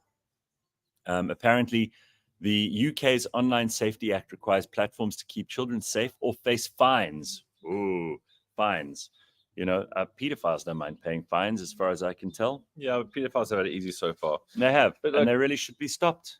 You see, this week, Crooked Hillary was talking a lot about this, of how Crooked Hillary? She wants people. What did she say? She wants people to be arrested for saying inflammatory things or misinformation online. Right. That's the thing with the Democrats. They are so obsessed with curtailing people's lives and controlling them. Yeah. And when Crooked comes out, she only says a few things here and there. Yeah. I mean, you can't. And mostly you can ignore her. You can't be a murderer and a public speaker, but she seems to straddle that too quite well. But she is. And this is a woman of talent in that respect. We've got to give credit where it's due. This is becoming one of the narratives now, is that they're just trying so hard. I almost wish she'd become president because then she wouldn't be so goddamned ornery everywhere else. Murderous. Well, yeah, murderous and full of like advice that we didn't ask her for. But this is the thing. She's like the Barbara Streisand of politics. Yes, very well put. Witch. Very well put. But what a witch. It's just we've been having these conversations for quite some time now about free speech. It is dangerous. It is essential at the same time. Oh, please, dangerous. But I mean, when they say it's dangerous, what they're saying is that kids are seeing things that's misinformation. There is really horrible things that are shaping people's views on things. Yeah, like Hillary's husband, talking to 13-year-olds on Instagram. Human society will find a way. Order will be restored. Everything works out. The moment they start trying to pull the strings in this, it gets way worse. Apparently, this is interesting. Instagram is allowing you to see who is pinch zoomed on your pictures. So all those scantily clad women will now know you've zoomed in on their bikini area. Yeah, I don't think this is true, Carl. You're talking cuck, Carl, but that's funny. But that would be funny if it were true. Imagine if you could find out who is zooming in on your crotch area on your pictures. That would be fantastic. I've never done that, but now I want to go on Instagram and actually look. Pinch zoom on something. I don't know. Hey, I just think these guys have got their priorities all wrong. Like you say, they're going after free speech. They're going after people doing the disinformation or misinformation thing. I've always said, like, this has always been an issue, and people have figured it out. There used to be newspapers, and people used to read like You magazine, which was full of stories about like aliens abducting people. And that was People magazine. You, people, potato. It's all the same to me. The fact is, all these bullshit publications have been doing this for years, and people could figure out more or less what was true and what wasn't. Why do we need Hillary to like make sure that we're not reading rubbish? So have we spoken about P. Diddy? No, what's been happening? So actually jail. Actually now in jail. He was denied bail. He pleaded not guilty, obviously, of being a sex trafficker and all-around racketeer. Right. But no, he's actually in the big house, so to speak.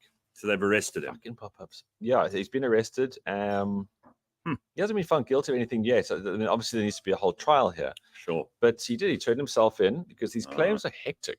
Very They embarrassing. are really rattling up there. So I think they should put him in the same place as R. Kelly. I think that'd be funny. Yeah, let's see if they can collab inside a prison. I think it's very embarrassing. This is terrible news. For anyone who's a fan of P. Diddy's, we always thought he was one of the good guys, you know? Did you? No, not really. I mean, after he stole Sting's song. Yes, that's also I a think good that point, was the first red flag. And also, he changed his name 3 times. Why must you change your name in life? Yeah, always be very, very suspicious of anyone who doesn't use their real name and then changes it more than once. Huh? You can't be called 3 different things. You've got to be called what you actually are. Sean Combs. What's wrong with that? So he reportedly offered to pay 50 million as a bond, as like a upfront sort of bail thing, and they said, "Nope, you're a creep." Just to go back to Bulgaria for a second, we can always talk about P. Diddy another time, because we are in Bulgaria. This is the last day we're going to be doing the show from here. Friday's show, James will be handling along with Sandile and Simpiwe. I just hope he's in a better mood by then. I think he will be. I think close to the weekend, James becomes a lot less sort of aggressive. Yeah. But I mean, really, James, we don't upset you or anything. So I'm just telling people that he will be on running the show with Simpiwe on Friday. We will be on a plane. It's the only reason we won't be doing it, because we found a way to do this show almost anywhere. Always. And we're very sorry that we're not there on Friday. But as I said, James will handle it beautifully. Why don't you do us all a favour and fuck off back up your mother's minge where you belong? We now have about 4 people next to us having breakfast over there. I don't think they're English James, speaking. Please, you can't do James, that. it's a family place we're at, James. It's revolting. I will say, and this is what I was going to make a remark about Bulgaria for just a moment ago. You put some Bulgarian honey in here. I did. I think that's quite easily one of their very best exports. I've become a bit of a honey aficionado in the last sort of 6 months, and this is the best. So inside, there's a whole honeycomb thing. And it's so good. It's so good. It's obviously take a picture of that and post it. Yeah, I think that could be something people want to see. It's a very good point to make, Gareth. It's here somewhere. Okay, well, while we're finding that, some other stuff that we need to know here, some useful information. How mayonnaise is helping scientists to crack the code of nuclear fusion. I kid you not. Researchers at Lehigh University, I don't know where that is, but they tell me it's real, are using mayonnaise at experiments to better understand the dynamics of fusion capsules for activating and advancing inertial confinement fusion as a viable energy source. Don't nod your head like you know what that means. I know exactly what you're talking about. You do? No. They're examining the stability challenges of nuclear fusion with an innovative approach that could inform the design of more stable fusion capsules. Right? Okay, yeah. You know that. You know he's still with me? Yeah. This research aims to contribute to the global effort to harness clean fusion energy by addressing the problem of Rayleigh-Taylor instability. You know what that is? Okay, that's where I'm lost. Oh. I'll explain it to you later. Very good.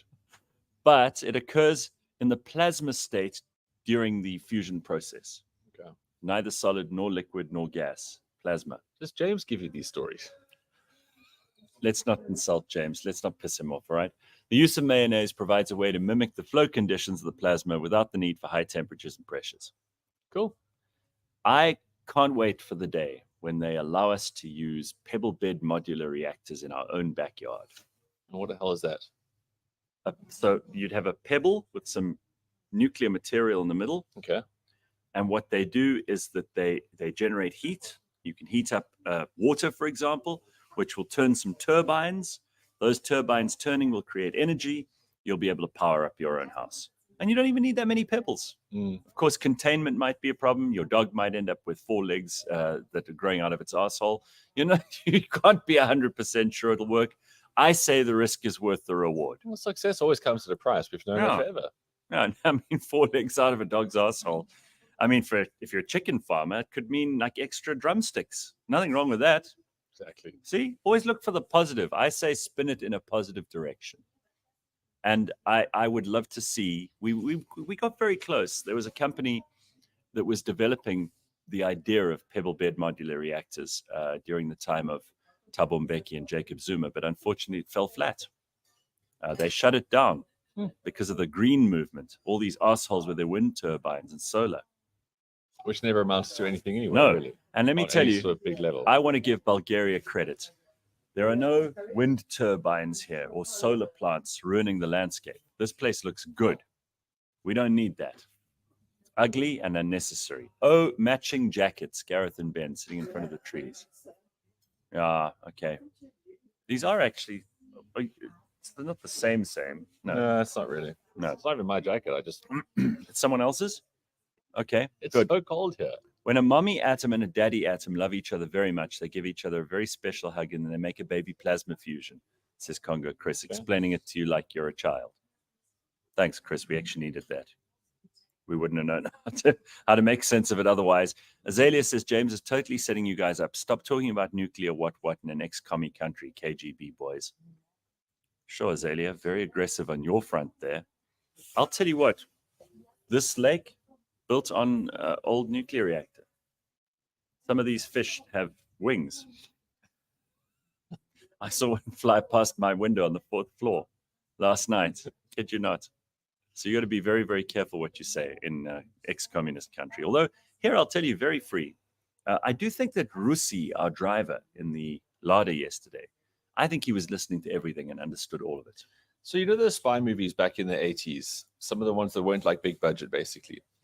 He looked like one of those characters. He was the unassuming hero. He of was the dressed story. very nicely. Yeah, he would have like an ordinary office job, and then he had the microfilm that had like a certain sort of information and code that he then distributed. I was looking for microphones in the car, but I think it probably has one of those directional ones. But even his suit, like he looked like he was in the 80s, like this long hair. There's so many amazing parts about this, but it is a bit of a time warp here and there, and it's so fun, especially when you're about 8 beers in. It's just such a cool place to be in that respect.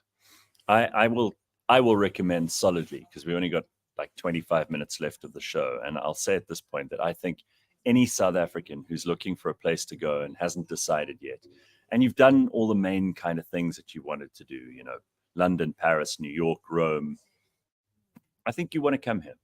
It's fascinating, and it's not inexpensive, but it's not hugely expensive. Yeah, not by European standards. You know, as far as Europe goes, I think you get more bang for your buck here than you would in Germany. Where we are, I'm not sure we touched on that with Jolene, but between peak winter and peak summer, the difference in temperature can be as much as 60 degrees.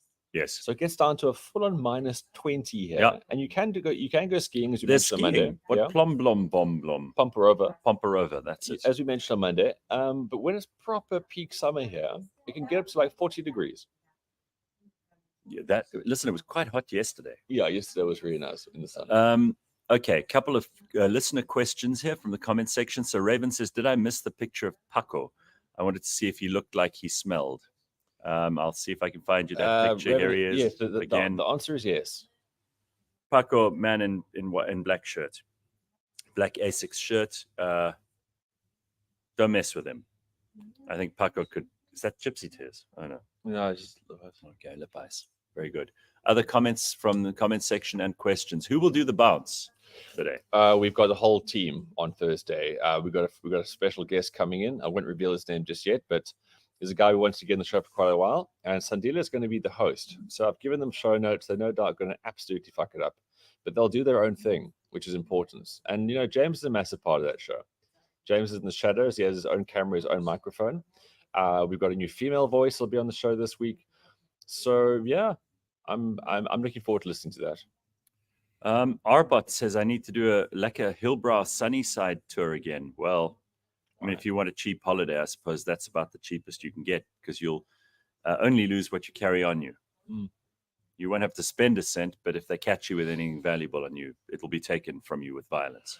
So we've got, let's just say we've got 10 decent hours left here. What are we actually going to do? We got the spa. Are we going to go into Prevets, the town? Spa. We got to go to the gym because I missed out on that yesterday. You went though. And I do need, when I get back, no more fat. So at the gym yesterday, there was this guy grunting. Mm. So, if you go to like a bodybuilder kind of gym or a place where there's squat racks and deadlifts and that kind of stuff, you're going to hear a bit of that. Weights are going to crashing. At a hotel gym where the heaviest dumbbell is like a 12 and the heaviest kettlebell is also about a 12. Totally unnecessary. You have no right to be grunting.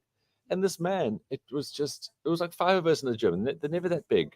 This man was grunting and he was groaning, and it was like warfare.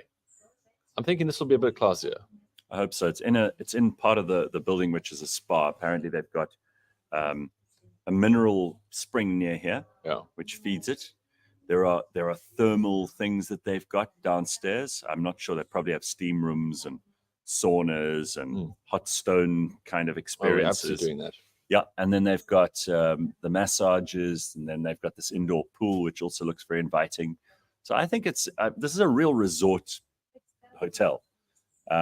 It's an interesting kind of architecture. I think there's a little bit of kind of traditional Bulgarian here. It looks very Swiss, actually. Yeah. I mean, we almost feel like the only place I've been that I could compare this to in terms of the way it looks right now is Geneva in the summer. Yeah. I mean, it's very like Switzerland in that respect. So that's why I want to go into this little town here, because we're not going to see a small town. From here, we go back to the airport. That's right. To go into the small town and seeing what the shop is, what shops there are. Because judging by the lights from last night, Prevets is not big.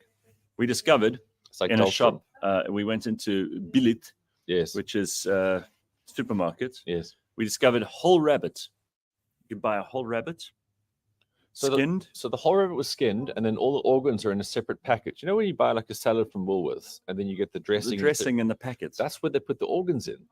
But this thing, it was like, you imagine what a rabbit would be like if you had to do this with it, okay? Or if you pick up a cat and you go like this with the legs and you stretch it a bit, that's how the thing presents in its packaging. So for around 200 Rand, you can go into the Billet, which is like the local Woolworthsy kind of place, and there it is. While you tell stories about other things that you saw in shops, I just want to find the picture of the bearded woman. Oh, right. Because that's worth seeing. But that was another thing I thought was so fun about Sofia as well, is that the main not tourist areas, the main parts of the city, you'll see English with the local language written in places. But you literally go like one street off, and you literally take one turn, zero English, and everything's different. Like it's quiet. And then you go into these shops. But wow, I mean, it wasn't just the one rabbit. You can then get diced rabbit. There was some other sort of fowl. Not very nutritious meat, by the way, but plentiful. It's worth saying. Plentiful. Yeah. I mean, listen, this is what medieval peasants lived on for thousands of years. Yeah. So I found the bearded woman. This is quite disturbing. Rabbit's actually really good, says Azalea. It is. I've had rabbit before, but there we go. Carl hitting on the no nutritional value. If you only eat rabbit, you'll get scurvy and die. That's why it's cooked in a stew with vegetables. Yeah, that makes sense. Yeah, there was a whole gold district as well. So you could buy fancy suits and get married in this other section of the town. Yes, that's right. There was one street where there was the church, suit shop, dress shop, jewelries, everything, and photography opportunity. There was. And there was also, there's no stray animals. And there's also a city with no cats. So the doves are very relaxed. Fat and relaxed. They were sleeping right at the entrance to the subway. You could pick up one of these pigeons and take it away. Not that you'd want to. Okay, the Poras love rabbits, says Seamus. Not just the Poras, everyone in Europe eats them. When and if you do the spa, you can send a video. What's this? Can you send a picture of the type of treatment massages they provide? No, Judas, I know where you're going with that. You want to see Cliff without his shirt on. I see you. Not going to happen. Not going to happen. Look at these people. We've got some really carnivorous people here. Rabbit pie sounds good. Rabbit is lovely meat. You look into its eyes and then you eat it. Some really revolting, I have to say, revolting comments coming from the comment section this morning. She's always so active. Donna says rabbit's awful. Had it in a pub in Wales. Spelt like the fish. But yeah, I mean, that's the kind of thing that they would have in. I think you're thinking of Welsh rabbit. No, What is that? it's not rabbit. Yeah, okay. And the Welsh can't spell anything properly. So I originally thought it was a spelling error. Turns out it's not. Welsh rabbit. Now, let me just find you this bearded woman, because this is something else. So let's explain. This is on the main street that we were talking about just now. Let's explain that we heard the bearded woman before we saw her. Coughing. It was one of those coughs that have seen a long winter, even though she's just come out of summer. And there was a lot in there. And it was a cough of just no hope. Yeah. Yeah. So what I had to do in order to get this picture is I had to pretend I was taking a selfie, because you also do, bearded woman could be aggressive, could be quite, but it was like nasty. It was like man with no legs. You don't want to take a photo, but you're also kind of curious. Yes, absolutely. Which we didn't do. So I've got two pictures here to show you. The one is over the top of my head and the other one from the side. Here she is. Now, I'm sorry, this is the best quality I could get here, but that's a woman. Yes. Wearing sort of Bulgarian Crocs. I don't know what you'd call those, but a full beard. I think those Bulgarian Crocs started out life as red. There we are. There's a different angle, but same woman. I mean, there's no real. I can't get closer than this. You can see he's even got the word crop in the top there. Don't worry. Like on Instagram, Carl's pinching in as we speak. Absolutely. So this is the best I could do for you, but full beard. Yeah. I mean, more than you've got on your face right now. Which is probably the most I've had on my face, but it was a full gray beard. So there we are. Still famous thing from Bulgaria, still famous for this. It's amazing. Gareth scrolling through 3,000 selfies, says Mapello. I don't have a lot of selfies on my phone, actually. Ben will back me on this. He's always one to attack me if I'm doing too many selfies. Rabbit is a cheese, an ale, and a Worcestershire sauce over toast. Disgusting. Only the Welsh could eat something like that. Carl says, fuck's sakes, we've been looking for my mom who went missing 2 weeks ago. How did she get to Bulgaria? Mom, come home. We've booked your weekly wax. All right. I'm afraid we're going to have to end this show a little bit early because we've got to get off to breakfast and a lot of very important things. And we're giving a talk today as well, which is going to be fun. Exactly. That's the whole reason we're here. And the talk is with Brent Lindeque as well, so he might not pitch up. He's been very poor in his general demeanor. If you follow his Brent, contribution to everything. If you follow Brent on social media, give him shit in his DMs about just not stepping up. I mean, look at the two of us. It's cold out here. It's and we're still here. It's cold. We're here. We're doing the show. Right. We're dressing up. Right, exactly. The Kiffness apparently made Piers Morgan's show with his Donald's Eat the Dogs. I love that song. There was even someone singing it here yesterday. So well done to the Kiffness. I do think that actually someone got it to Donald Trump, because I think he retweeted it at some point. Well, we've always known Donald uses social media really well, and he does love it. And he's obviously got people who forward him that kind of stuff. Because a while ago, there was a thing, like a WWE meme video where Donald was actually on there. Because remember, he was a celebrity before there was anything else. Sure. And they were pulling the piss out of CNN. Like CNN was the wrestler about to get pinned. Yes, and then I remember that. And then Donald actually shares that kind of stuff. Well, you see, he's got a sense of humor. You show me a time where Crooked Hillary ever shared anything. Zero humor. No humor. Zero and Kamala Harris, I mean, apart from cackling like that all the time, she really doesn't have a sense of humor either. She laughs at stupid stuff. Are they having another debate, or was it just a once-off? I don't know. Because I haven't really been following that at all. Claude. Claude, I got your jacket. No, we still want to. Claude, come and say how's it quickly. Just come and say hello. Come, take a seat. This is we've had Claude on the show before. He's no stranger to our audience. Come and have a seat quickly. No, we just want to ask you what you think of Bulgaria. You what? You like someone would give me a shirt. So you'd never sit next to someone in an Arsenal shirt. Never. Claude, I just want to quickly ask you, because we've got like 5 minutes left of the show here, but Bulgaria, what do you think? Your first time here as well? Yes. Interesting? You dislike?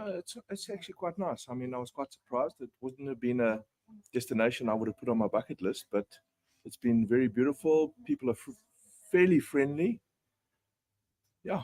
Okay, and I noticed that you sped through customs, unlike some of us. Border control. You went straight through. You've got VIP treatment there. Biometrics works here. Yeah, didn't work for me. I had to put fingers on scanner. When you've got that red passport, you just You have a better passport than me. Claude's got a lot of stuff that's better than us. He was also pulling some fucking dance moves last night, let me tell you. The man has more energy than anybody else. And what time do you eventually call it? About 1, eh? Yo, 1 in the morning. Yeah, Proper 12 hero. South African time, so that's cool. Oh, okay. Midnight. So not so bad then. Oh, all right. And the plan for the day today? Apparently, we've got some celebrities that we're listening to this morning. Celebrities. That's not Brad Lindeque. Yeah, good things guy, right? Yeah, that's him. Oh, Yeah. Except he Looking couldn't even stay for the party last night. Did you notice? Yeah, you had to prepare. Oh, Big event this morning for him.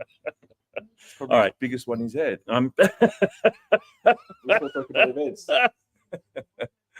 All right, everybody. That's about all we got time for this morning. But I appreciate you being with us, and we will be live in the studio again on Monday morning next week for a show. Even though Tuesday's a holiday, we're not skimping and trying to get off on doing Monday's show. We will be there. And Friday, James and the rest of them will take care of the show. And James, please don't be angry. There's no need for you to get aggressive with anybody this morning. Just be happy. And Friday, I know you'll handle everything beautifully. So thank you very much. Why don't you do us all a favour and fuck off back up your mother's minge where you belong? Cheers, everybody. We'll see you later. Bye.